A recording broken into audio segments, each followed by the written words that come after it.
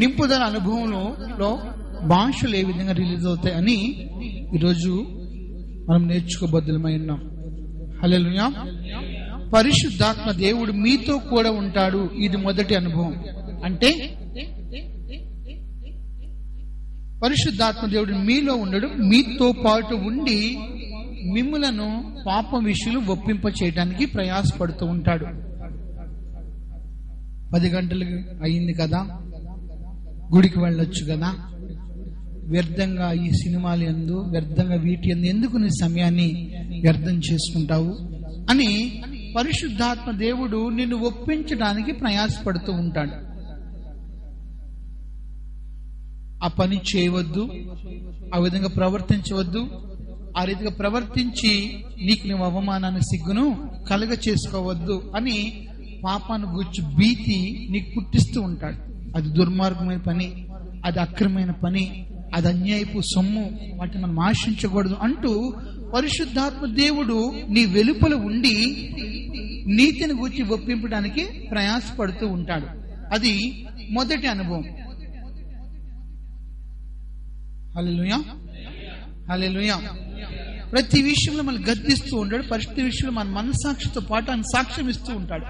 ఇది కరెక్ట్ కాదు, ఇది కరెక్ట్, ఇది మంచి కాదు, ఇది చెడు, ఈ రీతిగా నువ్వు జరిపించకూడదు, ఈ విధంగా జరగకూడదు, ఈ విధంగా నువ్వు చేయకూడదు, ఈ విధంగా నువ్వు చేయాలని ప్రతి విషయంలో నిన్ను నన్ను హెచ్చరించేవాడు ఎవరు? పరిశుద్ధాత్మ. ఇది అనుభవము మొదటి, మనతో కూడా ఉండి ఆయన చేసే పని. రెండవ అనుభవం ఏంటంటే మీలో ఉండును. అస్తమాను పరిశుద్ధాత్మ దేవుడు మనల్ని ఒప్పిస్తున్నప్పుడు ఎప్పుడో ఒక రోజు మన కఠిన హృదయం అవుతుంది, బద్దలోయి ఒప్పుకుంటాం. ప్రభువా, నిజంగానే నేను పాపిని, ఇంతవరకు నీకు విరోధమైన జీవితాన్ని జీవించాను, నన్ను క్షమించి నీ రక్తంలో కడిగి నన్ను పరిశుద్ధపరచండి ప్రభువా అని మన పాపాలను ఒప్పుకొని ఆయన నామములో మనం ఏం చేస్తాము? బాప్తిస్ము తీసుకుంటాం. అప్పుడు వెలుపల, అంతవరకు నీతో కూడా ఉన్న పరిశుద్ధాత్మ దేవుడు, వెలుపల ఉన్న దేవుడు ఏం చేస్తాడు? లోనికి వస్తాడు. విశ్వాసి లోనికి పరిశుద్ధాత్మ దేవుడు వస్తాడు. ఇదేంటి? రెండవ అనుభవం. ఏంటండి? రెండవ అనుభవం. పరిశుద్ధాత్మ దేవుడు మన లోనికి రావడం అన్నది రెండవ అనుభవం. మూడో అనుభవం కూడా ఉంది. కానీ చాలా మంది ఏమనుకుంటారంటే రెండవ అనుభవంలోనే మేము ఆత్మను పొందుకున్నాము, రెండవ అనుభవంలోనే మేము ఆత్మ చేత అభిషేకించబడ్డాము అని అనేక మంది నమ్ముతూ ఉంటారు. అనేక డినామినేషన్స్ నమ్ముతూ ఉంటారు. అంటే రెండవ అనుభవంలోనే మిగిలిపోతూ ఉంటారు చాలా మంది. కానీ యేసు ప్రభు రెండో అనుభవం కాదు, మీరు మూడో అనుభవంలో కూడా మీరు వెళ్ళాలి అని అపోస్తుల కార్యంలో హెచ్చరించినట్టు మనము చూస్తున్నాం. అపోస్తుల కార్యంలో మనం చూసినట్లయితే 1వ అధ్యాయంలో మీరు చూసినట్లయితే అక్కడ ఏమని వ్రాయబడి ఉందంటే, ఇప్పుడు సంఘాలన్నీ రెండో అనుభవంతో సరిపెట్టుకుంటున్నాయి, అంతే కదా, ఏం పర్లేదు, పాస్ అయితే చాలు అమ్మా, 35 వస్తే చాలు అని రెండో అనుభవంతో ఏం చేసుకుంటున్నారు? సరిపెట్టు. కానీ యేసు ప్రభు ఏం చెప్పారు? మీరు రెండో అనుభవం కాదు, మూడో అనుభవంలో కూడా నడిపించబడాలి. మూడవ అనుభవం కొరకు మీరు కనిపెట్టండి, మూడవ అనుభవం కొరకు మీరు నా సన్నిధిలో ప్రార్థించండి అని చెప్పినప్పుడు, తండ్రి వల్ల పొందిన వాగ్దానం కొరకు మీరు వేచి ఉండండి అని చెప్పినప్పుడు అపోస్తులందరూ, మరి 120 మంది శిష్యులందరూ మేడగది మీద 10 రోజులు ప్రార్థించినప్పుడు వారి మీదికి మూడో అనుభవమైన పరిశుద్ధాత్మ కుమ్మరింపు వచ్చింది. మీదికి వచ్చే అనుభవం, మీ మీదికి, మన మీదికి వచ్చే అనుభవం, అది మూడో అనుభవం. హల్లెలూయా, హల్లెలూయా. ఈ అనుభవాన్ని ఏమంటారు? డ్యునామిస్ అంటారు. డ్యునామిస్ అంటే విస్ఫోటనం. అంటే పరిశుద్ధాత్మ దేవుడు ఎలాగుంటాడంటే ఒక డ్యునామిస్ గా, ఒక విస్ఫోటనంగా బలమైన శక్తి చేత నీ మీదకి దిగు వస్తాడు. ఇదేంటి? మూడో అనుభవం. కాబట్టి ఆత్మను పొందుకోవటం అంటే, ఆత్మచేత అభిషేకించబడటం అంటే ప్రతి వ్యక్తి, ప్రతి విశ్వాసి మూడో అనుభవంలోకి ఏం చేయాలి? నడిపించబడాలి. ఎన్నో అనుభవం?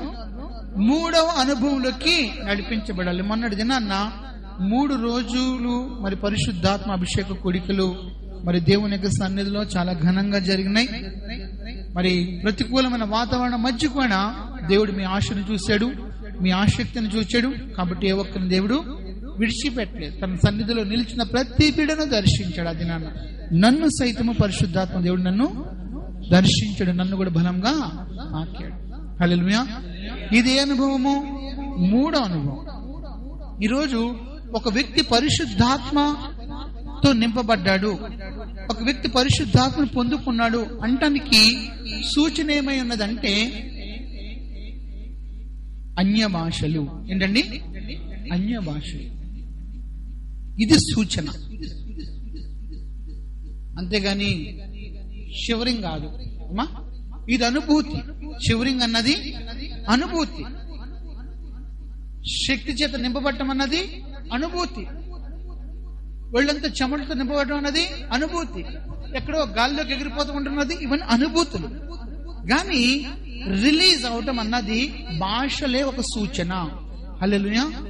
అంటే ఒక వ్యక్తిలో నుంచి పొంగి పొర్లునప్పుడే, ఆ నింపుదల అనుభవం ఉన్నప్పుడే అతని నోటిలో నుంచి, అతని ఉదరంలో నుంచి జీవజల నదులు ప్రవహిస్తే అది సూచనే అన్య భాషలు. హల్లెలూయా. ఈరోజు పరిశుద్ధాత్మను పొందుకున్నామని చెప్పే ప్రతి ఒక్కరూ కూడా అన్య భాషలతో మాట్లాడాలి. అన్య భాషలే పరిశుద్ధాత్మను పొందుకున్నారంటానికి ఏంటై ఉన్నది? సూచన అయినది.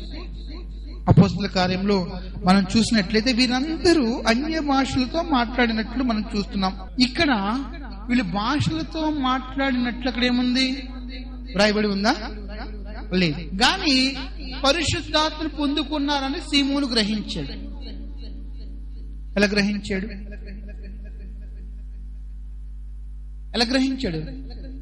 గాడి సీమోను వీరు పరిశుద్ధాత్మతో నింపబడ్డారని ఎలా గ్రహించారు? వీరు అన్య భాషలతో మాట్లాడటాన్ని బట్టి ఈ సీమోను కూడా వీరు దేవుని ఆత్మ చేత, పరిశుద్ధాత్మ చేత నింపబడ్డారు అని ఎరిగిన వాడి ద్రవ్యం ఇచ్చేవనం కొనటానికి ఏం చేశాడు? ప్రయాసపడినట్లు మనము చూస్తున్నాం. అదే అపోస్తల కార్యం 10వ అధ్యాయం కొర్నేలి ఇంటిలో కూడా జరిగిన సంఘటన ఇదే. భాషలతో మాట్లాడుచు దేవుణ్ణి ఘనపరచుచుండగా కొర్నేలి ఇంటిలో ఉన్నవారు కూడా పరిశుద్ధాత్మను పొందుకున్నారంట. పరిశుద్ధాత్మను పొందుకున్నారంట సూచన ఏంటి? వారి కూడా అన్య భాషలతో దేవుని స్తుతించినట్లు, అన్య భాషలతో దేవుని మహిమపరిచినట్లు మన బైబిల్లో చూస్తున్నాం. హల్లెలూయా శబ్దమా? హల్లెలూయా. కాబట్టి ఒక వ్యక్తి పరిశుద్ధాత్మ చేత నింపబడ్డాడు అంటానికి సూచన ఏంటంటే అన్య భాషలు. ఈరోజు అన్య భాషలు మాట్లాడే అనుభవం నీకు లేకపోతే, అన్య భాషల చేత నువ్వు నింపబడకపోతే ఇంకా నింపుదల అనుభవంలోకి రాలేదు. హల్లెలూయా. హల్లెలూయా. మరి మొన్నటి దినాన్న చాలా మంది అన్య భాషలతో మాట్లాడారు.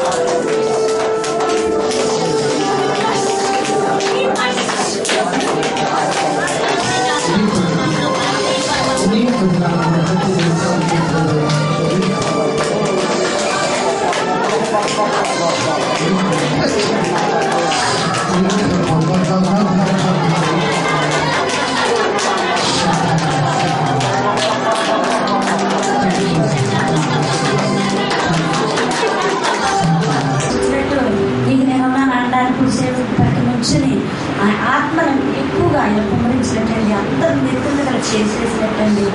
దేవుడు పొందాలండి, ఎంతోనండి.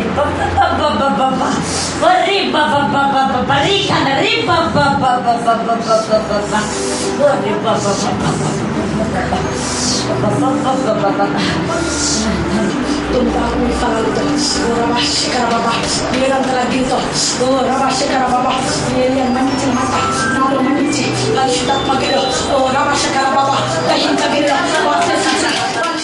కొర్నేలి ఇంటిలో ఉన్న అనుభవం కూడా ఇక్కడ చాలా మంది పొందుకున్నారు.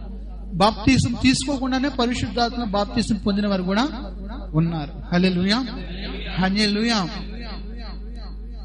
కాబట్టి ఎవరైతే అన్య భాషలు మాట్లాడుతున్నారో వీరందరూ ఏం పొందుకున్నారు?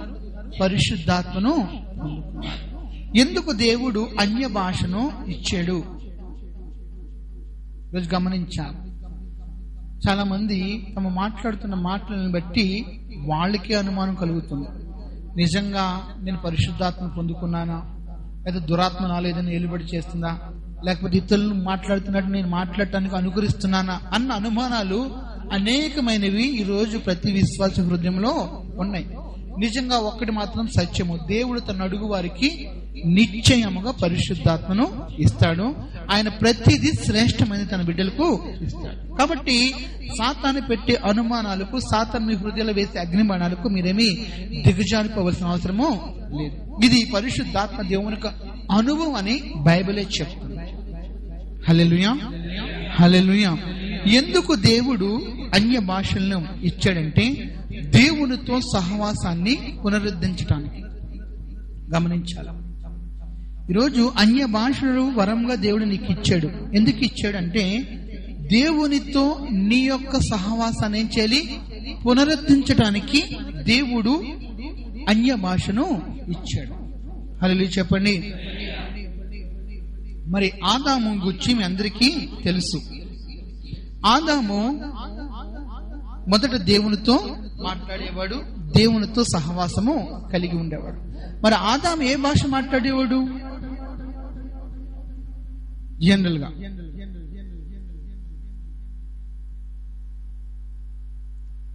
దేవుడు అనుగ్రహించిన భాషతోనే మాట్లాడేవాడు.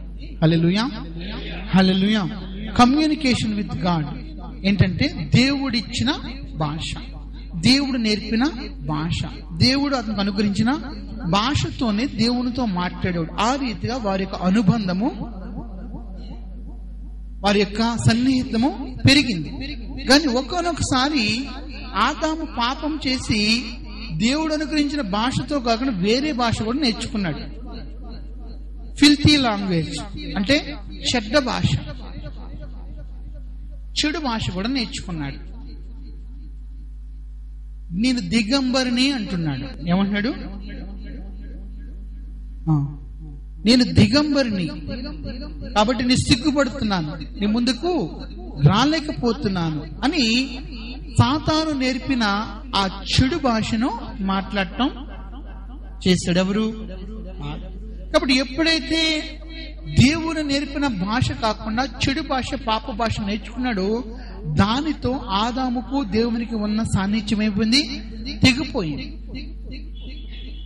హల్లెలూయా, హల్లెలూయా.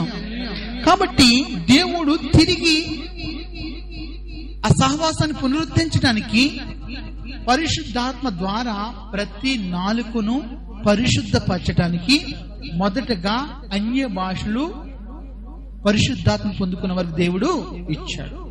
హల్లెలూయా చెప్పండి. హల్లెలూయా. ఇది దైవికమైన భాష. ఇది అన్య భాష. ఏ భాష? దైవికమైన భాష, దేవుడు అనుగ్రహించిన భాష. యాకోబు పత్రికలో మనం చూసినట్లయితే నాలుకను గూర్చి రాయబడి ఉంది. రోజు యాకోబు మాట్లాడుతూ మన అవయవంలో చిన్న అవయవం ఏంటంట? నాలుక. చిన్న అవయవం. కానీ ఈ చిన్న అవయము ఈ మొత్తం శరీరం అంతా నిత్య నరకాగ్నిలో పోవడానికి మూలమై ఉందంటే ఇది నాలుక. చిన్న నొప్పు చాలు పెద్ద అడవిని తగలబెట్టడానికి. అలాగే చిన్న నాలుక మన మొత్తం దేహము పాతాళంలో అగ్ని జ్వాలల మధ్య దహించి వేయబట్టడానికి అది నడిపిస్తుందని బైబిల్ చెప్తుంది. మానవుడు ప్రతిదాన్ని సాధు చేయగలిగాడంట. సింహాన్ని సాధు చేయగలిగాడు, పులిని సాధు చేయగలిగాడు, సర్పాన్ని సాధు చేయగలిగాడు, ఏనుగును సాధు చేయగలిగాడు. కానీ తన నాలుకను సాధు చేయలేకపోతున్నాడంట. ఏ మానవుడు కూడా తన నాలుకను సాధుపరుచుకోలేడంట. ఆ నాలుక కింద ఏముందంట? ప్రాపంచిక విషము ఉందంట.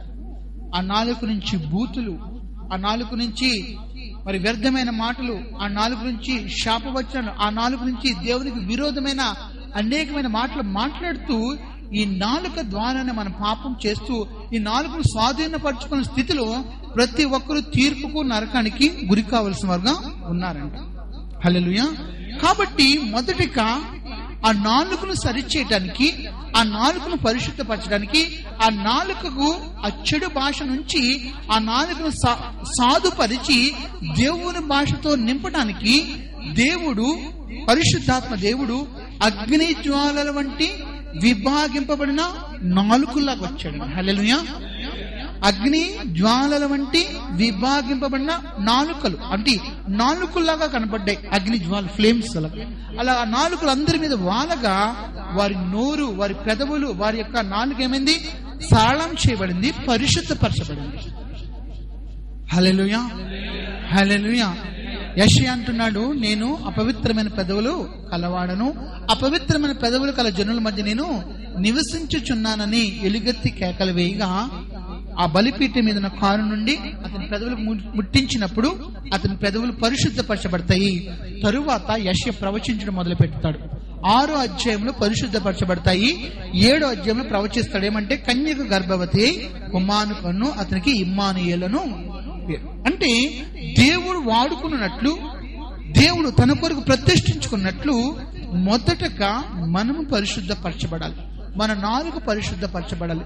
మన ప్రాపంచిక విషయములు తొలగించబడి ఇందులోంచి జీవపు ఊటలు ఊరాలి. కాబట్టి పరిశుద్ధాత్మ దేవుడు వచ్చినప్పుడు మొదటగా, లేదా పరిశుద్ధాత్మ దేవుని యొక్క అభిషేకం పొందుకున్నప్పుడు, నింపుదల పొందుకున్నప్పుడు ప్రతి వాని నాలుక ఏమవుతుందంటే సరళం చేయబడుతుంది. నాలుక పరిశుద్ధపరచబడుతుంది, నాలుక పవిత్రపరచబడుతుంది. నాలుక ఇక దేవుని మహిమార్థము వాడబడటానికి అది నియమించబడుతుంది. హల్లెలూయా. కనుకనే ప్రతి ఒక్కరు ఏం మాట్లాడతారు? అన్య భాషలతో మాట్లాడతారు. మొన్న సంఘంలో సహోదరు అంటుంది, మాస్టర్ గారు నాకు చాలా కోపం ఎక్కువ అండి. అలాగమ్మా అన్నాడు. మాస్టర్ గారు నా ముందు ఎవ్వరూ నిలవలేరని అంటారు. ఏమ్మా అన్నా, నా నాలుక, నా నోరు అంతా పెద్ద, ఎక్కడికి వెళ్ళినా దడదలాడిచ్చేస్తానండి. మంచిదమ్మా, కానీ ఏమైంది ఈ మధ్యకాలంలో అసలు నాలుకే, నోరే కలగటం లేదండి అంటారు. ఏమంటే అదేనండి, దేవుని ఆత్మచేత నింపబడ్డాక అసలు ఆ బూతులు కానీ, ఆ కోపం కానీ, ఆ యొక్క మాటలు కానీ రావటం లేదండి. అందరూ నన్ను అంటున్నారు, ఏంటి ఇలా మారిపోయావు, తిట్టిన నవ్వుకుని వెళ్ళిపోతున్నావు, ఏ మాట అన్నా నువ్వేమి ఎదురు చెప్పుకుని వెళ్ళిపోతున్నావు, నీకేమైందా? నేను చెప్పాను, పరిశుద్ధాత్మ ఒక వ్యక్తి పొందుకున్న తర్వాత అతనిలో వచ్చే మార్పే నోరు, నాలుకలు. హల్లెలూయా, హల్లెలూయా. కాబట్టి పరిశుద్ధాత్మ ఒక వ్యక్తి పొందుకున్నాడు అంటానికి సూచన ఏంటంటే అన్య భాషలు. చెప్పండి, అన్య భాషలు.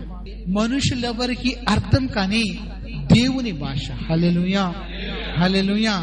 కాబట్టి ఇది దేవుడే నిన్ను పరిశుద్ధపరిచాడు, దేవుడే నిన్ను పవిత్రపరిచాడు, దేవుడే తన ఆత్మ నింపుదల అనుభవం నీకు ఇచ్చాడటానికి సూచన ఏముంది? అన్య భాషలు. హల్లెలూయా, హల్లెలూయా. కాబట్టి ఎవరికైతే అన్య భాషలు దేవుడు అనుగ్రహించాడో ఆ అన్య భాషల విషయంలో మనం సిగ్గుపడకూడదు, అన్య భాషల విషయంలో మనము నిర్లక్ష్యంగా ఉండకూడదు. అది దేవునితో మాట్లాడుకోవటానికి మనకు అనుగ్రహించబడిన ఒక వరము. ఏదండి? అన్య భాషలు. మనుషులతో కాదు, భాషలతో మాట్లాడేవాడు మనుషులతో కాదు, దేవునితోనే మాట్లాడుతున్నాడని బైబిల్ చెప్తుంది. కాబట్టి దేవునితో నీ సహవాసాన్ని పునరుద్ధరించడానికి దేవుడు నీకు ఒక భాషను ఇచ్చాడు. కాబట్టి ఆ భాషను మీలో ఎవరు ఏం చేయకూడదు? నిర్లక్ష్యం చేయకూడదు. ఈరోజు చాలా మంది ఈ అనుభవంలోకి వచ్చారు, కానీ వాళ్ళు ఏం మాట్లాడుతున్నారో వారికి తెలియటం లేదు. వారి గురించి మనుషులు ఈ రీతిగా విమర్శిస్తున్నప్పుడు కృంగిపోయి, కూలిపోయి దేవునికి ఆత్మను ఏం చేస్తున్నారు? అర్పివేస్తున్నారు. పరిశుద్ధాత్మ జీవపు ఓటలు పొంగి పొరలకుండా వాటిని ఏం చేస్తున్నారు? నియంత్రించుకుంటున్నారు. నువ్వెంతగా మార్గం తెరిస్తే అంతగా అది ప్రవహిస్తుంది. నువ్వు మార్గం తెరకుండా మూసివేస్తే అదేం చేస్తుంది? ఆ మంట ఆరిపోతూ ఉంటుంది, ఆ ఊట ఆరిపోతూనే ఉంటుంది. హల్లెలూయా, హల్లెలూయా. ఏదో మీకేదో వింత సంభవించినట్లు, లేకపోతే మిమ్మల్ని ఏదో విమర్శించడాన్ని బట్టి, మిమ్మల్ని ఎవరో తృణీకరించడాన్ని బట్టి మీరు ఈ రీతిగా దేవుడు అనుగ్రహించిన భాషను మీరు ఏం చేయకూడదు? నిర్లక్ష్యము చేయకూడదు. మొదటిగా ఎవరికైనా ఫ్లూయెన్సీ రాదు అంటే ధారాళంగా మాట్లాడలేరు. ఒక వచనం రావచ్చు, 2 వచనం రావచ్చు, 3 వచనాలు రావచ్చు.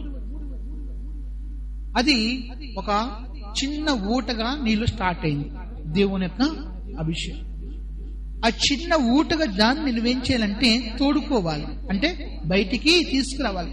నీలో దేవుడు ఏ ఉచ్చరణ ఇస్తున్నాడో ఆ ఉచ్చరణను బయటికి తోడుకున్నప్పుడు మళ్ళీ ఊరుతాయి 3 మాటలు, మళ్ళీ తోడినప్పుడు మళ్ళీ ఊరుతాయి. మళ్ళీ ఆ రీతిగా నిత్యము నీలో ఉన్న ఆ ఊటను నువ్వు తోడి నీ పెదవుల ద్వారా, నీ నాలుక ద్వారా బయటికి ప్రవహింపు చేసినప్పుడు ఆ ఊట క్రమేణా ఏమవుతుంది? నది అయి పారుతుంది. హల్లెలూయా. అందుకనే యేసు ప్రభు ఒక వాగ్దానం చేశాడు, నా యందు విశ్వాసం ఉంచువాని కడుపులో నుంచి జీవ జల నదులు.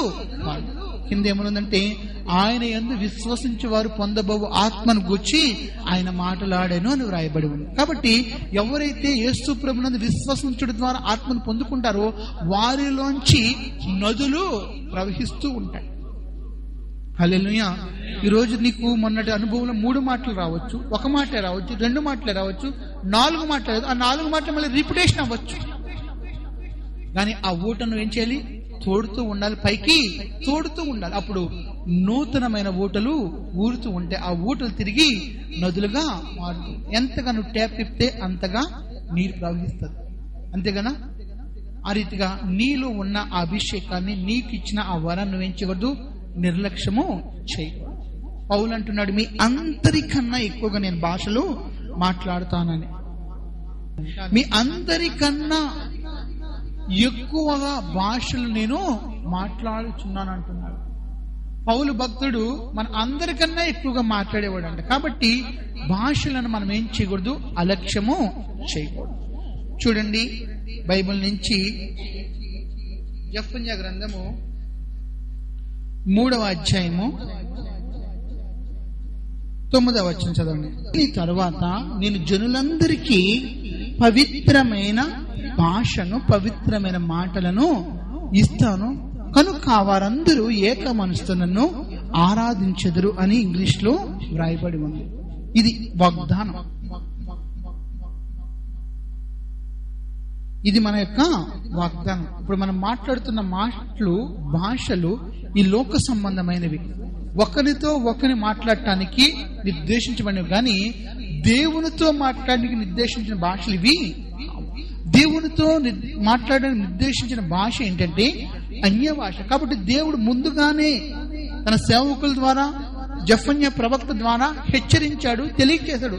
రాబో కాలంలో నేను ప్రతి ఒక్కరికి పరిశుద్ధమైన పెదవులను, పరిశుద్ధమైన భాషను ఇచ్చి వారు అందరినీ నన్ను సేవించే వరకు నేను వారిని చేసేదను అని దేవుడు సెలవిచ్చాడు. పరిశుద్ధమైన పెదవులను, పరిశుద్ధమైన మాటలను, పరిశుద్ధమైన భాషను నేను వారికి ఇచ్చేదను కనుక వారు నన్ను సేవించదురు అంటున్నాడు. ఇదే యోవేలు ప్రవక్త 2:28 ద్వారా దేవుడు చేసిన వాగ్దానం. హల్లెలూయా, హల్లెలూయా. కాబట్టి అన్య భాషలు పొందుకోవడం అన్నది ఒక పరిశుద్ధమైన, పవిత్రమైన భాషను దేవునితో మాట్లాడటానికి నీవు నేను పొందుకున్నామని సంఘం గుర్తించాలి.